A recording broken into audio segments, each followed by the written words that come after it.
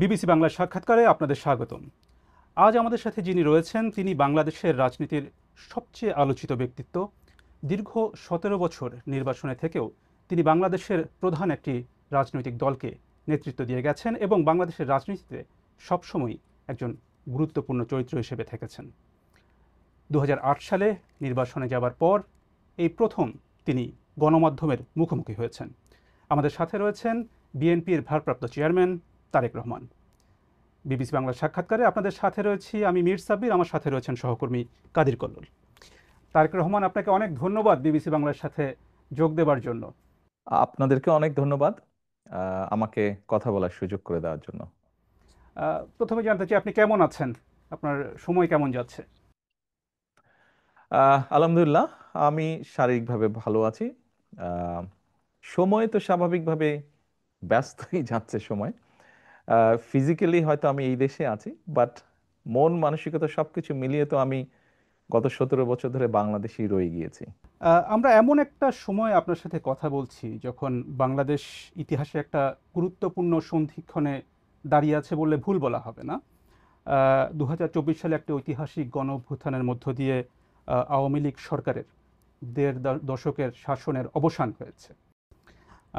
আর কয়েক মাসের মধ্যেই বাংলাদেশ একটি নির্বাচনের দিকে এগিয়ে যাচ্ছে। এর মধ্যে আপনি আপনার অনেক দলীয় অনুষ্ঠানে আপনি যোগ দিয়েছেন, কথা বলেছেন, নিয়মিতই কথা বলে যাচ্ছেন, কিন্তু গণমাধ্যমের সাথে আপনি এই দীর্ঘ সময় কথা বলেননি। এতদিন ধরে আপনি কথা বলেননি কেন? আহ, ব্যাপারটা বোধহয় এরকম না, ব্যাপারটা বোধহয় একটু ভিন্ন। আসলে আমি কথা ঠিকই বলেছি। আমি দীর্ঘ 17 বছর এখানে আছি এই দেশে প্রবাস জীবনে। তবে আমার উপরে যখন দলের দায়িত্ব এসে পড়েছে, তারপর থেকে আমি গ্রামে গঞ্জে আমার নেতাকর্মী সহ তাদের সাথে বিভিন্ন পর্যায়ে সাধারণ মানুষ যখন যেভাবে অংশগ্রহণ করেছে, আমি সকলের সাথে কথা বলেছি। আপনারা নিশ্চয়ই জানেন, বিগত স্বৈরাচার সরকারের সময় কোর্ট থেকে রীতিমতন একটা আদেশ দিয়ে আমার কথা বলার অধিকারকে বন্ধ করে দেওয়া হয়েছিল। আমি যদি গণমাধ্যমে কিছু বলতে চাইতাম, হয়তো গণমাধ্যমের ইচ্ছা ছিল ছাপানোর, গণমাধ্যম সেটি ছাপাতে পারতো না। আহ, আমি আহ, একবার প্রেস ক্লাবে কথা বলেছিলাম।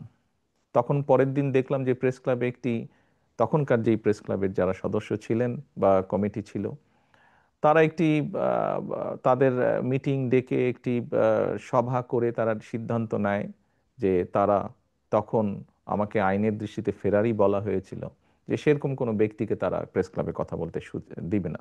এইভাবে তারা চেষ্টা করেছিল আমার কথা বন্ধ করে রাখতে। আমি কথা বলেছি সামাজিক মাধ্যম সহ বিভিন্ন পন্থায়, আমি পৌঁছানোর চেষ্টা করেছি, আমি ইনশাল্লাহ পৌঁছিয়েছি মানুষের কাছে। কাজে গণমাধ্যমে যে কথা বলিনি তা না, আমি কথা বলেছি, হয়তো আপনারা তখন কথা নিতে পারেননি অথবা শুনতে পারেননি, ইচ্ছা থাকলেও ছাপাতে পারেননি, হয়তো প্রচার করতে পারেননি, কিন্তু আমি বলেছি, আমি থেমে থাকিনি। আমি অবশ্য সাক্ষাৎকারের কথা বলছিলাম, যে প্রশ্নোত্তরের বিষয়টি, মানে বিশেষ করে গত এক বছরে বাংলাদেশে গণ অভ্যুত্থানের এক বছর পেরিয়ে গেছে যেমনটা বলছিলাম, এবং অনেকের ধারণা ছিল আওয়ামী লীগ সরকারের পতনের পর আপনি দেশে এসে সশরীরে দলের নেতৃত্ব দেবেন। এবং গত এক বছরে যে প্রশ্নটা বারবার ঘুরে ফিরে এসেছে এবং এখনও আসছে, যে আপনি এখনও দেশে ফেরেননি কেন? কেন আপনি এখনও দেশে ফেরেননি? কিছু সঙ্গত কারণে হয়তো আহ ফেরাটা হয়ে ওঠেনি এখনো, তবে সময় তো চলে এসছে মনে হয়। ইনশাল্লাহ দ্রুতই ফিরে আসব। সেটা কবে আমরা কি জানতে পারি? আহ দ্রুতই, মনে হয় দ্রুতই ইনশাল্লাহ। নির্বাচনের আগে কি তাহলে আপনি দেশে আসবেন এমন সম্ভাবনা তাহলে বলা যায়? রাজনীতি যখন করি, আমি একজন রাজনৈতিক কর্মী হিসেবে স্বাভাবিক নির্বাচনের সাথে রাজনৈতিক দল রাজনৈতিক কর্মীর একটি ওতপ্রোত সম্পর্ক। কাজেই যেখানে একটি প্রত্যাশিত, জনগণের প্রত্যাশিত নির্বাচন হবে, সেই নির্বাচনের সময় কেমন করে দূরে থাকব? আমি তো, আমার সর্বোচ্চ চেষ্টা থাকবে, ইচ্ছা থাকবে, আগ্রহ থাকবে আহ সেই প্রত্যাশিত, যে প্রত্যাশিত নির্বাচন জনগণ চাইছে, সেই প্রত্যাশিত নির্বাচন যখন অনুষ্ঠিত হবে, জনগণের সাথে, জনগণের মাঝেই থাকবো ইনশাল্লাহ। একটা বিষয় যেটা আপনার দল থেকে মাঝে দলের নেতাদের কেউ কেউ কখনো কখনো বলেছেন, যে একটা নিরাপত্তার শঙ্কার কথা বলেছেন আপনি না আসার পেছনে। আপনি কি কোনো ধরনের শঙ্কা বোধ করেছেন এর মধ্যে? আহ বিভিন্ন রকম শঙ্কার কথা তো আমরা অনেক সময় বিভিন্ন ব্যক্তির কাছে তো শুনেছি, সরকারেরও বিভিন্ন ব্যক্তির কাছ থেকেও তো অনেক সময় অনেক শঙ্কার কথা আহ, বিভিন্ন মাধ্যমে বিভিন্ন মিডিয়াতে প্রকাশিত হয়েছে। জুলাই গণ অভ্যুত্থানের প্রসঙ্গে একটু আসি। জুলাই গণ অভ্যুত্থানে আপনার ভূমিকা নিয়ে অনেক আলোচনা আছে। এটি মোটামুটি সব পক্ষই স্বীকার করে যে সেই সময়ে আপনার একটা সক্রিয় ভূমিকা ছিল। আবার আপনার দলের কোনো নেতা বা সমর্থক তারা এই অভ্যুত্থানের আপনাকে একমাত্র মাস্টারমাইন্ড হিসেবে আখ্যা দিয়েছেন। আপনি কি নিজেকে এই আন্দোলনের মাস্টারমাইন্ড হিসেবে দেখেন? না, আমি অবশ্যই এই জুলাই আন্দোলনে আমি কখনোই মাস্টার মাইন্ড হিসেবে দেখি না। এই যে 5ই আগস্ট, যেই আন্দোলন, জুলাই আন্দোলন বলে যেটি বিখ্যাত বা যেটি সকলের কাছে গৃহীত, এই আন্দোলনটি সফল হয়েছে জুলাই মাসে, কিন্তু এই আন্দোলনটি প্রেক্ষাপট শুরু হয়েছে কিন্তু বহু বছর আগে থেকে। এই আন্দোলনে বাংলাদেশের গণতান্ত্রিক রাজনৈতিক দলগুলোর নেতাকর্মীরা, সেটি বিএনপি হোক বা অন্য রাজনৈতিক দলগুলো হোক, যারা গণতান্ত্রিক রাজনৈতিক দল, প্রত্যেকটি রাজনৈতিক দল বিভিন্নভাবে অবদান রেখেছে, বিভিন্নভাবে তাদের নেতাকর্মীরা নির্যাতিত হয়েছে।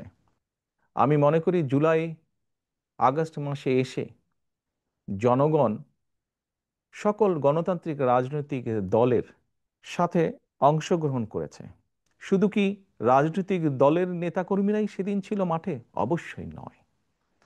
আমরা দেখেছি সেদিন মাদ্রাসার ছাত্ররা, তারা ছিলেন এই আন্দোলনের মাঠে। আমরা দেখেছি গৃহিণীরা পর্যন্ত রাস্তায় নেমে এসেছেন সন্তানের পেছনে।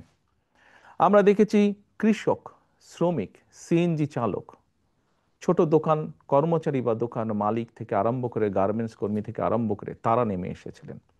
আমরা দেখেছিলাম সামরিক বাহিনীর অবসরপ্রাপ্ত কর্মকর্তা কর্মচারীরা নেমে এসেছিলেন এই আন্দোলনে। এমন অনেক সাংবাদিক যারা স্বৈরাচারের অত্যাচারে নির্যাতিত হয়ে দেশ থেকে বাইরে চলে যেতে বাধ্য হয়েছিলেন, তারা সম্পৃক্ত হয়েছিলেন এই আন্দোলনে। কাজেই কারো ভূমিকাকে আমরা ছোট করে দেখতে চাই না, খাটো করে দেখতে চাই না।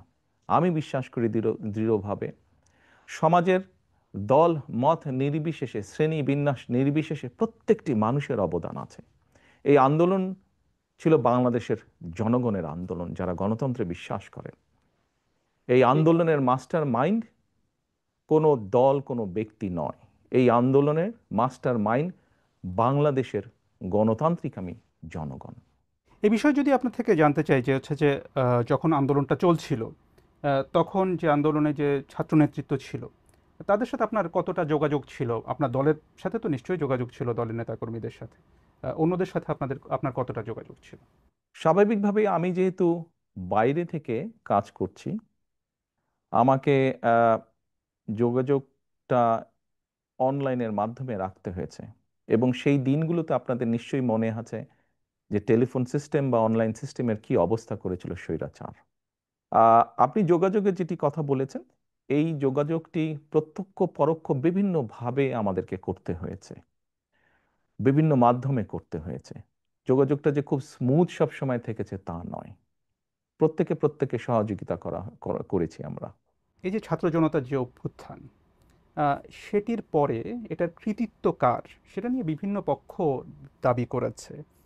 তাতে কি আপনার মনে হয় যে এর ফলে বিভিন্ন পক্ষের যে সংকীর্ণ স্বার্থ পূরণের চেষ্টা সেটাই একটু বেশি প্রকট হয়েছে, এবং এখানে বিএনপির আসলে কোনো দায় আছে কিনা? দেখুন, ব্যাপারটা আমরা যদি একটু অন্যভাবে দেখি, বাংলাদেশের ইতিহাসে এখন পর্যন্ত এটি একটি অবিস্মরণীয় ঘটনা। এই আন্দোলন, মানুষের এই আত্মত্যাগ, সাধারণত কোনো রাজনৈতিক আন্দোলনে, স্বৈরাচারের বিরুদ্ধে আন্দোলনে শিশু হত্যা হয় না, শিশু শহীদ হয় না, শিশু মৃত্যুবরণ করে না। বাট আমরা দেখেছি এই আন্দোলনে, স্বৈরাচারের এই আন্দোলনে যতটুকু আমার মনে আছে, প্রায় 63 জন শিশু শহীদ হয়েছে, মারা গিয়েছে। আমি আগেই বলেছি, আপনার আগের প্রশ্নের উত্তরে বলেছি যে এই আন্দোলনের ক্রেডিট দল মত নির্বিশেষে বাংলাদেশের জনগণের, কোনো একটি রাজনৈতিক দলের নয়। অনেকে হয়তো অনেক কিছু বলে থাকতে পারেন, ডিমান্ড করতে পারেন, সেটি তাদের অবস্থান। আমি বা আমার দলের অবস্থান হচ্ছে আন্দোলন হয়ে গিয়েছে, আন্দোলনের জনগণ সফলতা লাভ করেছেন। আন্দোলনে স্বাভাবিকভাবেই দুটো পক্ষ আছে। একটি পক্ষ হচ্ছে মানুষ শহীদ হয়েছে, 2000-এর মতন মানুষকে হত্যা করা হয়েছে আন্দোলনে। আবার আরেকটি পক্ষ হচ্ছে প্রায় 30,000-এর মতন মানুষ বিভিন্নভাবে ক্ষতিগ্রস্ত হয়েছেন, পঙ্গুত্ব বরণ করেছেন, অন্ধ হয়ে গিয়েছেন। আমার মনে হয় আমাদের উচিত হবে এখন, আমাদের সকলের উচিত হবে রাষ্ট্রসহ, সরকারসহ, রাজনৈতিক দলগুলোর যার যতটুকু সম্ভব সেই পরিবারগুলোর পাশে গিয়ে দাঁড়ানো, যতটুকু সহযোগিতা তাদেরকে করা যায়, যতটুকু সম্ভব তাদের পাশে দাঁড়ানো, তাদের তাদের তাদের এই আত্মত্যাগের প্রতি সম্মান জানানো। আগামী কয়েক মাস পরে নির্বাচনের কথা রয়েছে। নির্বাচনে বিএনপির প্রস্তুতি এবং কৌশল নিয়ে আমরা কথা বলবো। তো এই বিষয়ে আপনাকে প্রথম প্রশ্নটি করছেন আমার সহকর্মী কাদির কল্লোল। নির্বাচন প্রসঙ্গে যদি আসি, অন্তর্বর্তী সরকারের শুরু থেকেই দেখা গেছে যে বিএনপির পক্ষ থেকে দ্রুত নির্বাচন দাবি করা হয়েছে। সরকার গড়িমসি করছে, এ ধরনের অভিযোগও বিএনপির নেতারা করে আসছেন। তো এখন দেখা যাচ্ছে যে অন্তর্বর্তী সরকারের প্রধান উপদেষ্টা অধ্যাপক মোহাম্মদ ইউনূস এবং নির্বাচন কমিশন তারা ফেব্রুয়ারিতে একটা নির্বাচনের সময় দিয়েছেন। তো ফেব্রুয়ারিতেই নির্বাচন হবে, আপনাদের আস্থা কতটা আসলে তাতে? বিএনপি প্রথম থেকেই বলে আসছিল যে যত দ্রুত নির্বাচনটি হবে তত দ্রুত দেশের মধ্যে একটি স্থিতিশীলতা আসবে। দেখুন, বাংলাদেশের মানুষ গত 17 বছর যাবৎ তাদের রাজনৈতিক অধিকার যেমন তাদের কাছ থেকে কেড়ে নেওয়া হয়েছিল, তাদেরকে তাদের অর্থনৈতিক সমৃদ্ধি থেকেও বঞ্চিত করা হয়েছিল। যার ফলশ্রুতিতে আমরা সমাজে অনেকগুলো পর্যায়ক্রমিকভাবে, স্পিল ওভার ইফেক্ট বলতে যা বোঝায়, অনেকগুলো খারাপ লক্ষণ দেখেছি। বেকার সমস্যা বেড়েছে, দারিদ্রতা বেড়েছে, শিক্ষা ব্যবস্থা ধীরে ধীরে ধ্বংস হয়ে গিয়েছে, চিকিৎসা ব্যবস্থা ধীরে ধীরে ধ্বংস হয়ে গিয়েছে, কৃষি ব্যবস্থা ধীরে ধীরে ধ্বংস হয়েছে। আমরা সেজন্যই বলেছিলাম যে যত দ্রুত নির্বাচন হবে, যত দ্রুত দেশের মালিক যারা অর্থাৎ জনগণ, তাদের কাছে যখন সেই অধিকার ফিরিয়ে দেওয়া হবে, তারা যখন সিদ্ধান্ত নেবে, অর্থাৎ দেশের মালিক যখন সিদ্ধান্ত নেবে দেশ কারা কিভাবে পরিচালিত করবে, তত দ্রুত দেশে স্থিতিশীলতা ফিরে আসবে। কারণ প্রকৃতভাবে নির্বাচিত একটি সরকার অবশ্যই জনগণের যেই চাওয়া, অর্থাৎ জনগণ যেভাবে চায় সেই বিষয়গুলোকে তারা অ্যাড্রেস করবে। ইয়েস, একটি নির্বাচন হলেই যে সব রাতারাতি সব ঠিক হয়ে যাবে তা না।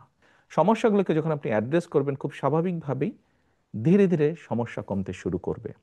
আমরা আনন্দিত যে দেরিতে হলেও সরকার জিনিসটি উপলব্ধি করতে পেরেছেন। আমরা ডিসেম্বরের ভিতরে চেয়েছিলাম, ওনারা ফেব্রুয়ারির ভিতরে এখন নির্বাচনটি করতে চাইছেন।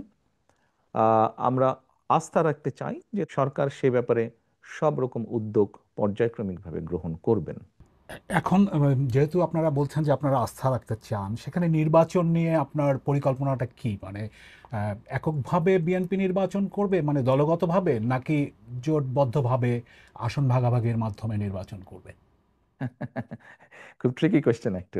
দেখুন, আহ, আমরা প্রায় 64টি রাজনৈতিক দল বিগত স্বৈরাচারের সময় যার যার অবস্থান থেকে রাজপথে আন্দোলন গড়ে তোলার চেষ্টা করেছে। আমরা চেষ্টা করেছিলাম কম বেশি একসাথে কাজ করার জন্য। এমনকি আমরা যে 31 দফা দিয়েছি রাষ্ট্র পুনর্গঠনের, এটি ছিল প্রথমে 2016 সালে আমরা দিয়েছিলাম শুধু বিএনপির পক্ষ থেকে। পরবর্তীতে ভিশন 2030 ছিল যেটা, পরবর্তীতে এটিকে আমরা কিছুটা আরো একটু ডেভেলপ করি, আমরা 27 দফা দিয়েছিলাম। পরবর্তীতে আমরা আমাদের সাথে যে রাজনৈতিক দলগুলো আছে তাদের সাথে পরামর্শ করে সকলের মতামত নিয়ে আমরা 31 দফা দিয়েছি। কারণটি হচ্ছে যে দলগুলোকে আমরা পেয়েছি আমাদের সাথে রাজপথের আন্দোলনে, আমরা চাই সকলকে সাথে নিয়ে রাষ্ট্র পুনর্গঠন করতে, সকলের মতামতকে সাথে নিয়ে আমরা রাষ্ট্র পুনর্গঠন করতে চাই। সেখানে তাহলে মানে যারা আন্দোলন করেছে তারাই, নাকি মানে মিত্র কারা হবে আসলে, কারা সাথে থাকবে আপনাদের নির্বাচনকে সামনে রেখে? ওই যে বললাম, কম বেশি সকলকে নিয়ে আমরা রাষ্ট্র গঠন করতে চাই। কিন্তু দেখা গেছে যে জামায়াতে ইসলামী তারা কিছু দলকে নিয়ে বিএনপি বিরোধী একটি জোট করার ইঙ্গিত দিচ্ছে। সেটিকে মানে মানে আপনারা কি উদ্বেগ হিসেবে দেখেন, মানে আপনারা কিভাবে দেখেন সেটা? দেখুন,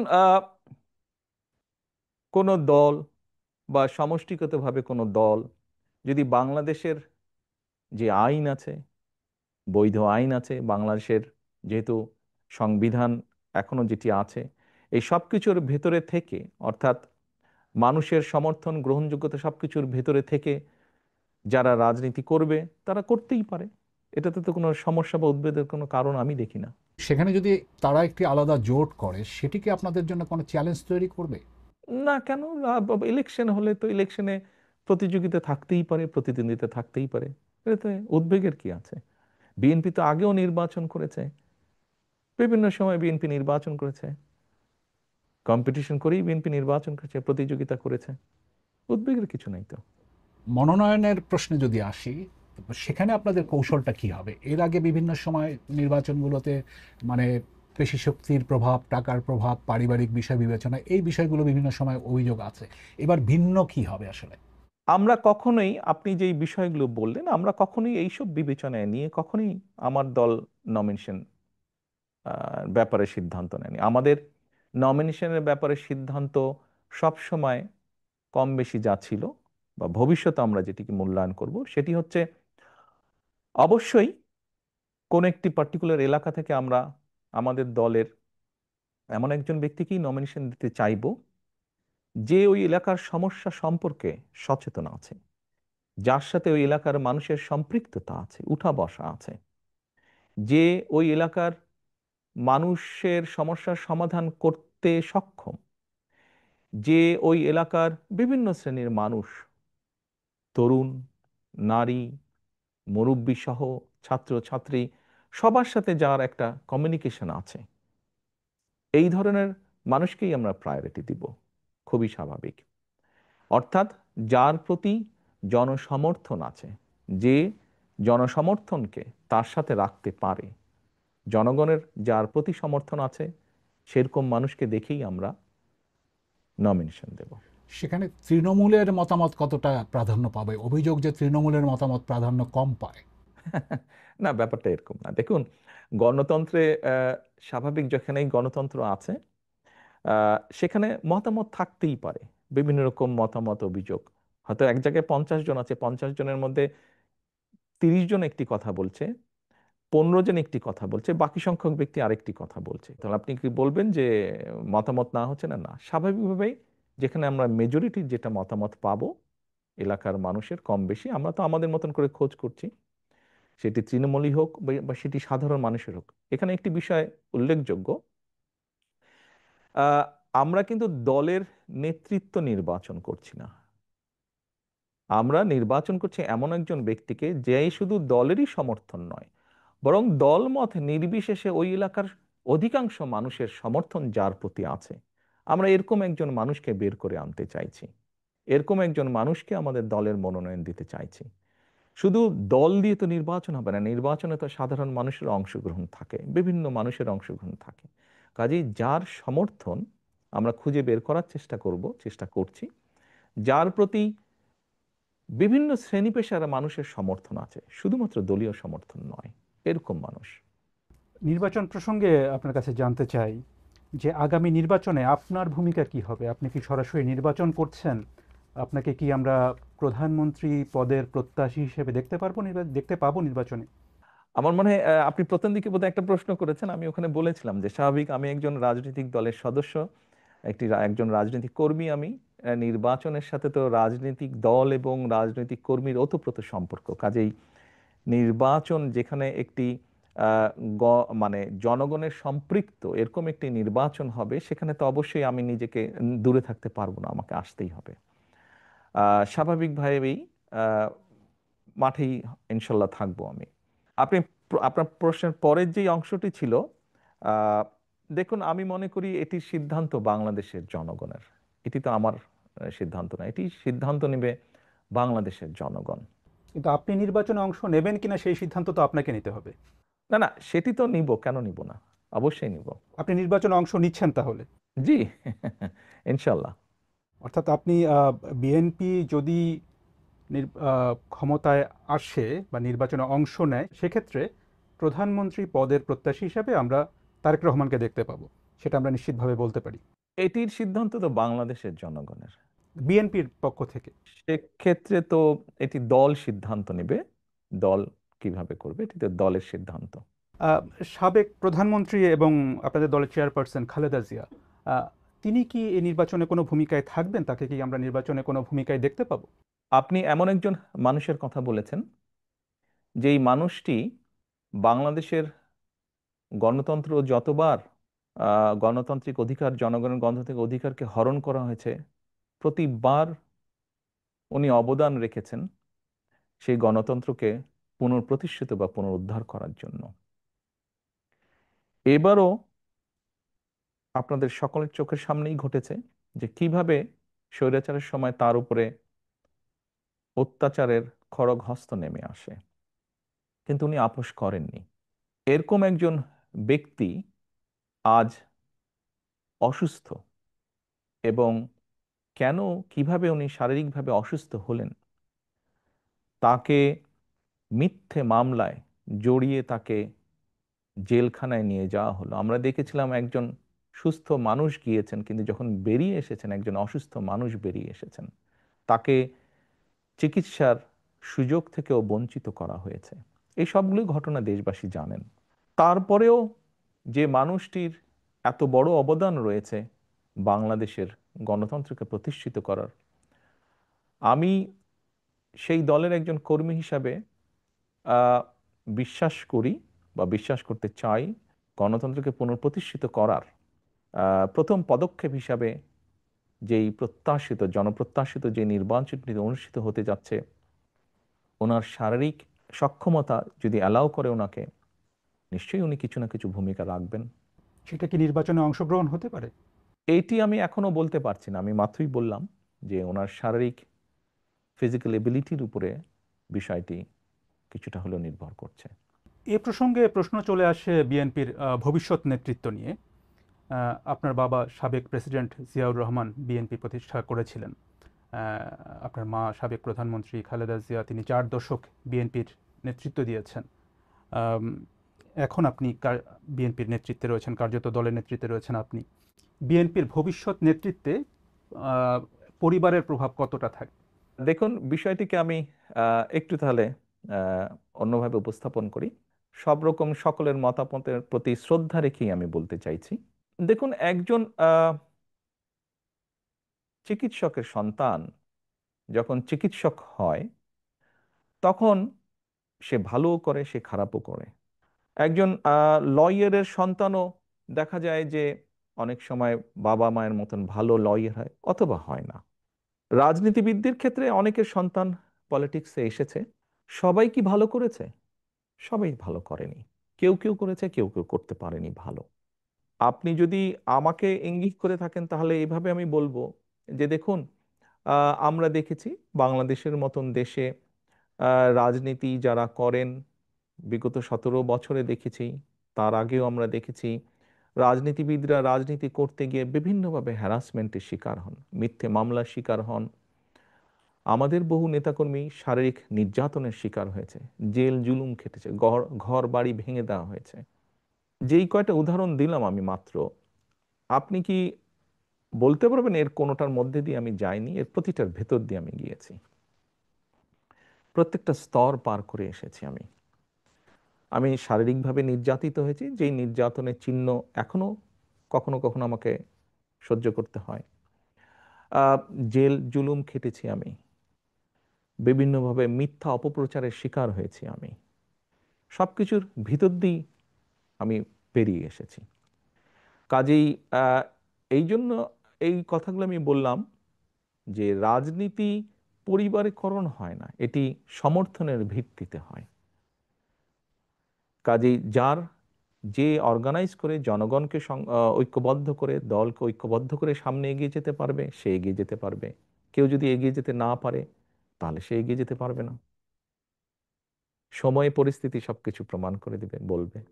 আপনার স্ত্রী বা কন্যা বা আপনার পরিবারে যারা আছেন তারা রাজনীতিতে আসবেন কিনা এটা নিয়ে কিন্তু ব্যাপক আলোচনা আছে, আলোচনা হয় কিন্তু রাজনীতিতে। আহ, তো এ ধরনের কি কোনো সম্ভাবনা আছে বা তারা আগ্রহী কিনা রাজনীতিতে আসার ব্যাপারে? আমি ওই যে বললাম, সময় পরিস্থিতি বলে দিবে ওটা। একটু আবার আপনাদের নির্বাচন সরকারের দিকে যাই। বিএনপি সর্বশেষ সরকারে ছিল 2001 থেকে 2006 সালের মধ্যে। এর প্রায় 19 বছর পরে বিএনপির সামনে আবার একটা সরকার গঠনের সুযোগ তৈরি হয়েছে। এবং সেই তখনকার যে বিএনপি আর এখনকার যে বিএনপি, এই দুটোর মধ্যে পার্থক্যটা আপনি কোথায় কি বলবেন যে পার্থক্য কি? এই 19 বছরে আমরা বাংলাদেশ বলি বা পুরা বিশ্ব বলি, অনেক কিছু পরিবর্তিত হয়েছে। সমাজ ব্যবস্থা পরিবর্তিত হয়েছে, অর্থনৈতিক ব্যবস্থা পরিবর্তিত হয়েছে। দুটো বড় বড় জিনিসের বোধহয় পরিবর্তন হয়েছে। একটি হচ্ছে কোভিডের ভিতর দিয়ে পুরো বিশ্ব গিয়েছে। এই কোভিড বিভিন্নভাবে আমাদের অনেক কিছু চিন্তা ভাবনা মনোজগৎ চেঞ্জ করেছে। ঠিক একইভাবে যদি আরেকটি বিষয় আমরা দেখি, এই যে আপনার সাথে আমি কথা বলছি অনলাইনে, এই যে আইটি বা সোশ্যাল মিডিয়া, এই পুরা বিষয়টা কিন্তু মানুষের মনোজগৎকে ভিন্নভাবে ভিন্ন রকম করেছে। অনেক ক্ষেত্রে একটা একটা একটা মনোজগতে একটা প্রভাব বিস্তার করেছে। খুব স্বাভাবিকভাবে আপনি যেই সময়ের কথা বলেছেন সেই সময় এই বিষয়গুলো হয়তো সেভাবে ছিল না। তো স্বাভাবিকভাবেই এই সব কিছু বিবেচনা করে সামনের দিনগুলোতে আমাদেরকে এই বিষয়গুলোকে গুরুত্ব রেখে বিভিন্ন বিষয়ে চিন্তা ভাবনা করতে হচ্ছে। আমরা সেভাবে চিন্তা ভাবনা করে আমাদের প্ল্যান প্রোগ্রাম বিষয়গুলোকে আমরা সাজাচ্ছি। সেই সময় থেকে 19 বছর আগে আমাদের যেসব প্ল্যান প্রোগ্রাম ছিল তার থেকে কিছুটা পরিবর্তন হবে, কিন্তু ওই যে বেসিক যে জিনিসটা, সেটা হচ্ছে মানুষের বেটারমেন্ট, মানুষের ভালো ভালো কিছু করার জন্য, মানুষ যাতে আজকে যেমন আছে আগামীকাল যাতে একটু বেটার থাকতে পারে। কিভাবে সেটা করা যেতে পারে, কে কোন শ্রেণী কিভাবে একটু বেটার থাকতে পারে, সেটাই থাকবে আমাদের সবচেয়ে প্রায়োরিটি ইস্যু। বিগত যখন বিএনপি সরকারে ছিল তখন অনেক বিষয় নিয়ে আলোচনা সমালোচনা ছিল, তার মধ্যে একটা বড় বিষয় ছিল দুর্নীতির অভিযোগ। সরকারে যারা ছিলেন তাদের অনেকের বিরুদ্ধে বা সেই সময় যেভাবে দুর্নীতি হচ্ছিল বিভিন্ন জায়গায়, আপনার নিশ্চয়ই মনে আছে যে দুর্নীতির সূচকে বাংলাদেশের অবস্থান নিয়ে তখন অনেক সমালোচনা হয়েছিল। এ ধরনের পরিস্থিতি যে আর হবে না, এই বিষয়ে আপনি ভোটারদেরকে কিভাবে আশ্বস্ত করবেন? দেখুন, আপনি যে কথাটি বললেন দুর্নীতিতে চ্যাম্পিয়ন, 96 সাল থেকে 2001 পর্যন্ত আওয়ামী লীগ সরকার ছিল সেই সময়। আমরা 2001-এর 1 অক্টোবরে সরকার গঠন করি।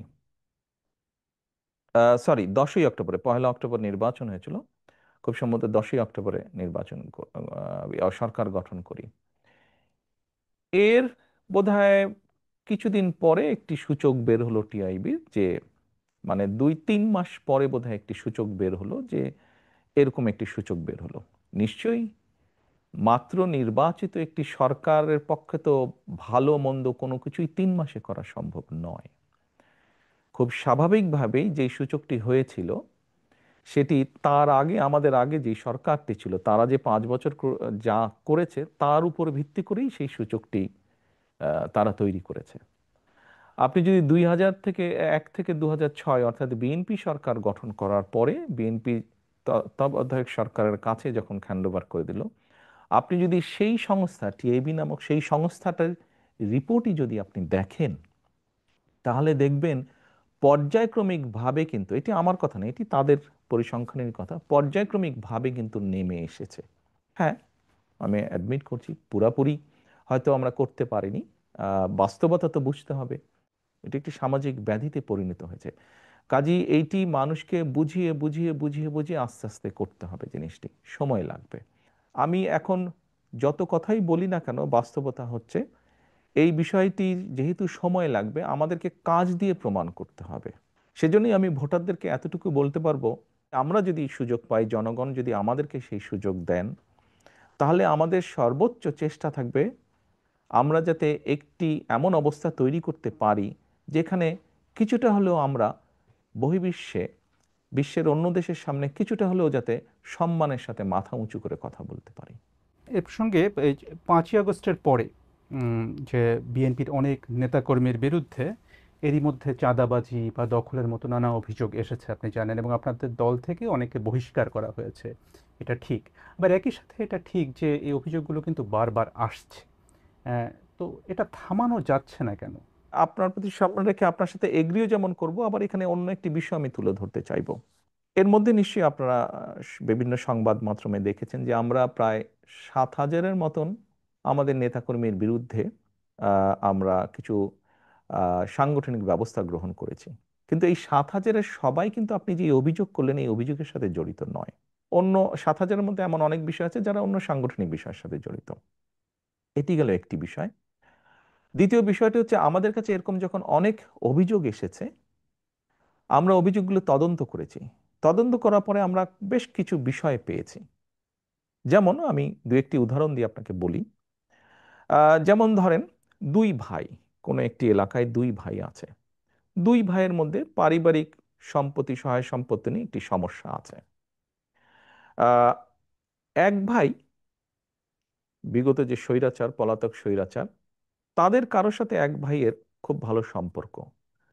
তার ফলে সে সেই স্বৈরাচারের যে দোসর, যার সাথে এই এক ভাইয়ের সম্পর্ক, সে তার ইনফ্লুয়েন্সটি ব্যবহার করে অন্য ভাইয়ের সম্পত্তিও জোর করে দখল করে রেখেছে। এখন 5 তারিখের পরে যে ভাই স্বৈরাচারের দোসরকে ব্যবহার করেছিল সেই দোসরও তো পালিয়ে গিয়েছে। তো স্বাভাবিকভাবেই সেই ভাই এখন আর শেল্টার পাচ্ছে না। তো অন্য যার সম্পত্তি জোর করে রেখে দিয়েছিল অন্য ভাইটি, সেই অন্য ভাইটি স্বাভাবিকভাবে তার হক আদায় করতে গিয়েছে বা হক বুঝে নিতে গিয়েছে।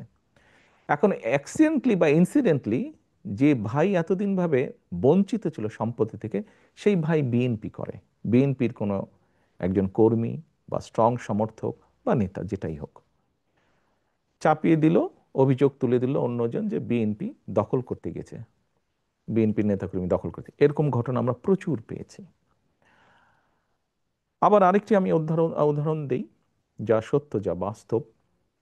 স্বৈরাচারের সময় আমাদের সারা বাংলাদেশে আমাদের প্রায় 50 লক্ষের বেশি নেতাকর্মীর নামে বিভিন্ন রকম গায়েবী মিথ্যে মামলা দেওয়া হয়েছিল।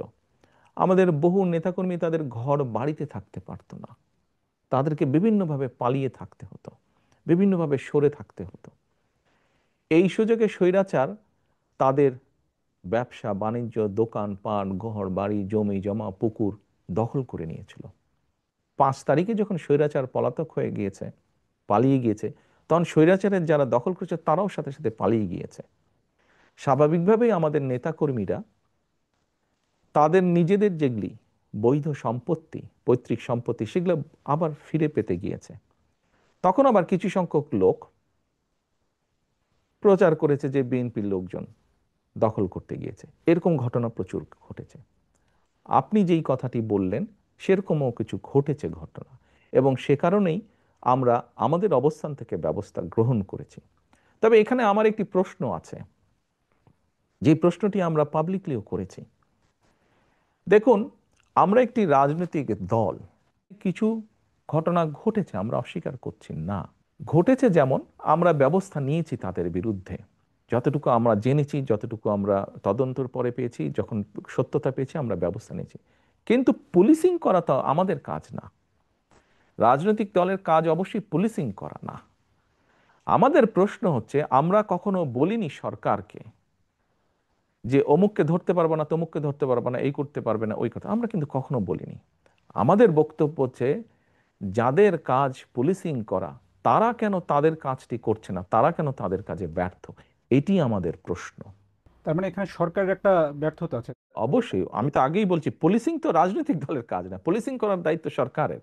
অর্থাৎ আমরা ধরে নিতে পারি যে আপনারা যদি সরকার গঠন করেন, সেক্ষেত্রে আপনার দলের নেতাকর্মী বা আপনার দলের নামে কোনো চাঁদাবাজি বা দখল এ ধরনের কিছু হলে তারা কেউ সেটা করতে পারবে না, কারণ তখন যেহেতু আপনারা সরকারে থাকবেন। ইয়াস, পুলিশ পুলিশের কাজ করবে, আইন শৃঙ্খলা বাহিনী আইন শৃঙ্খলার কাজ করবে।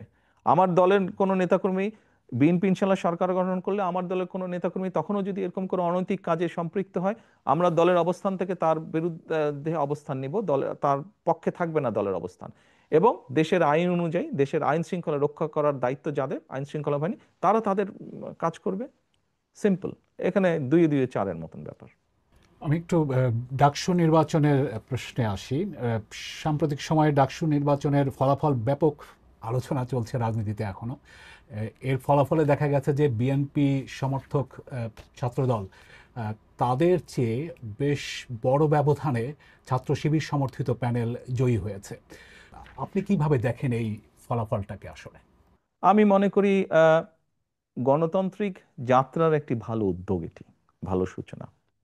এটি গেলে এক নম্বর।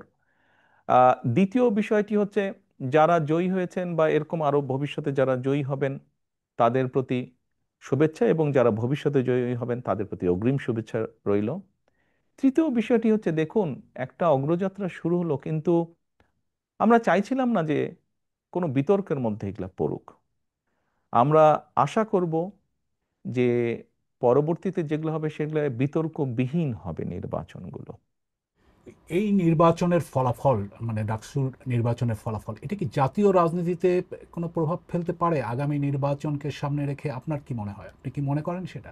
আমি যেটা দেখলাম বিভিন্ন মিডিয়াতে, কিছু ব্যক্তি, যেমন মান্না ভাই, উনি তো বোধহয় দুবার ভিপি ছিলেন, আমার থেকে অনেক অভিজ্ঞতা সম্পন্ন রাজনীতিবিদ। আমরা যদি ওনার বক্তব্য শুনে থাকি বা ধরে থাকি, তাহলে তো আমি মনে করি না কোনো কারণ আছে। ছাত্র রাজনীতি ছাত্র রাজনীতির জায়গায়, জাতীয় রাজনীতি জাতীয় রাজনীতির জায়গায়। এখন যে সক্রিয় দলগুলো আছে তাদের মধ্যে জামায়াত ইসলামীর প্রশ্নে যদি একটু আসি, যে জামায়াত ইসলামীকে ঘিরে বিএনপির নেতাদের অনেক সমালোচনা করতে দেখা যাচ্ছে গত সাম্প্রতিক সময়ে। তো জামায়াত ইসলামী সম্পর্কে আপনার মনোভাবটা কি আসলে? বিষয়টা হচ্ছে যে, দেখুন, আহ, বাংলাদেশের স্বীকৃত যে নিয়ম কানুন, আইন কানুন আছে, এগুলোর ভিতরে থেকে যদি কেউ কেউ যদি রাজনীতি করে, অবশ্যই করতে পারে। বিএনপি সবসময় বহুদলীয় রাজনীতিতে বিশ্বাস করে। কাজেই বিষয়টি আমরা এভাবেই দেখতে চাই। রাজনীতি করার, দেশের যে নিয়ম কানুন, আইন কানুন আছে, তার ভিতরে থেকে যারা রাজনীতি করবে, অবশ্যই সবার রাজনীতি করার অধিকার আছে। এবং আমরা তো চাই সবাই রাজনীতি করুক। বহুদলীয় রাজনীতিতে আমরা বিশ্বাস করি। জামায়াতে ইসলামী তো বিএনপির সাথে এক সময় মিত্র ছিল। বাংলাদেশের স্বাধীনতা যুদ্ধে তাদের বিরোধী ভূমিকা নিয়ে কিন্তু বিএনপি নেতারা এখন অনেকেই প্রশ্ন তুলছেন, সামনে আনছেন। কিন্তু বিএনপি আবার তাদের সাথে সরকারও গঠন করেছিল একটা সময়। 2024 সালে স্বৈরাচার যেই হত্যাগুলো করেছে, দেশ স্বাধীনের পরে যখন তারা সরকার গঠন করেছিল, ক্ষমতায় ছিল, তখনও যে সকল লুটতারাজ তারা করেছে, খুন গুম তারা করেছে, বিগত 17 বছর খুন গুম যারা করে, তারা যা করেছে, এর জবাব যেরকম তাদেরকেই দিতে হবে তাদেরটা, ঠিক একইভাবে 71 সালে কোনো রাজনৈতিক দল যদি তাদের কোনো বিতর্কিত ভূমিকা থেকে থাকে, তাহলে তাদের জবাব তারাই দিবেন। ওটা তো আর আমি দিতে পারবো না। আমারটা আমি দিতে পারবো, অন্যেরটা তো আমি দিতে পারবো না। আপনি জুলাইয়ের সময়ের কথা বলছিলেন, সেই সময়ের হত্যাকাণ্ডের কথা বলছেন। সেই জুলাই গণঅভ্যুত্থানে ক্ষমতাচ্যুত আওয়ামী লীগ, তাদের ব্যাপারে আপনাদের বা বিএনপির অবস্থানটা কি আসলে? আহ, দেখুন, আমি 17 বছর যাবৎ প্রবাস জীবনে আছি।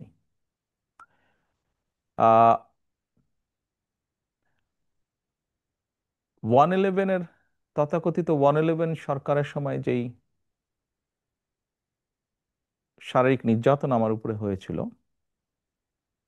তারপরে চিকিৎসার জন্য আমি এই দেশে আসি। আমি যখন এখানে আসি, আমার ভাইকে আমি রেখে এসেছিলাম, ছোট ভাইকে। আমি যখন এই দেশে আসি, আমার সুস্থ মাকে আমি রেখে এসেছিলাম। একটি ঘর রেখে এসেছিলাম, যেই ঘরে আমি এবং আমার ছোট ভাই বড় হয়েছি, যেই ঘরে আমার বাবার স্মৃতি ছিল, যেই ঘরে আমাদের দুই ভাইয়ের সন্তানরা জন্মগ্রহণ করেছিল, যেই ঘরে আমার মায়ের বহু স্মৃতি ছিল, সেই স্মৃতিগুলোকে ভেঙে চুরে ধুলায় মিশিয়ে দেওয়া হয়েছে। যে ভাইকে আমি রেখে এসেছিলাম সেই ভাই এখন আর নেই। যেই সুস্থ মাকে রেখে এসেছিলাম সেই সুস্থ মা এখন সুস্থ নেই। শুধু অসুস্থই নন, ওনার উপরে মানসিক এবং শারীরিক নির্যাতনও করা হয়েছে। আমি আমার পরিবারের যেই কাহিনী আপনাদের সামনে তুলে ধরলাম, এটিকে আপনারা কাহিনী বলুন বা সংগ্রাম বলুন, যেটাই বলুন না কেন, এটি শুধু আমার কাহিনী না বা আমার পরিবারের কাহিনী না।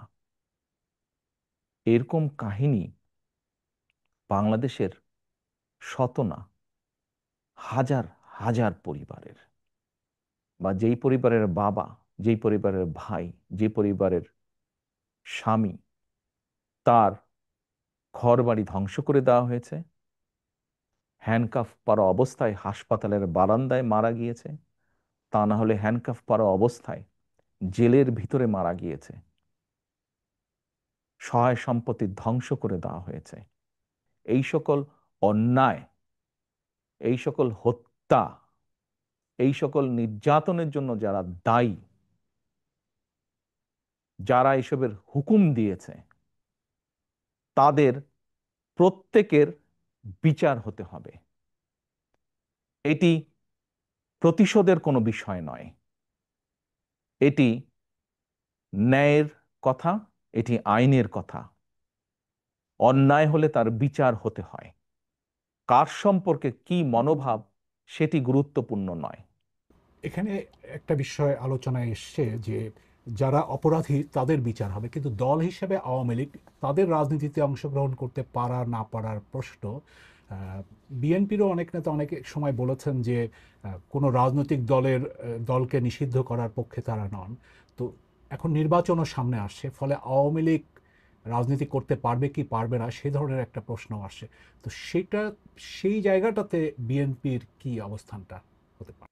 দল হিসেবে তারা যদি অন্যায় করে থাকে তাহলে দেশের আইন অনুযায়ী তার বিচার হবে, দেশের আইন সিদ্ধান্ত নেবে। তার মানে এটা আদালতের বিষয় বলে মনে করছেন? দল হিসেবে যদি অন্যায় হয়ে থাকে তাহলে তাই হবে। সোজা কথায় অন্যায়কারীর বিচার হতে হবে, তো সেটি ব্যক্তি হোক সেটি দলই হোক। যারা জুলুম করেছে তাদের তো বিচার হতে হবে, সেটি ব্যক্তিও হতে পারে, সেটি দলও হতে পারে। আপনি ব্যক্তিগতভাবে কি মনে করেন, আওয়ামী লীগের কি বাংলাদেশের রাজনীতিতে থাকা উচিত নাকি না? আমার মনে হয় আপনার কোনো কোনো প্রশ্নের উত্তরে আমি মনে হয় বলেছিলাম যে আমরা রাজনীতি করি জনগণের জন্য। আমরা বিভিন্ন সময় আমরা বিশ্বাস করি এবং বিভিন্ন সময় আমরা বলিও, আমরা বিএনপি আমরা যারা করি আমরা বলিও যে আমাদের রাজনৈতিক সমকল ক্ষমতার উৎস জনগণ।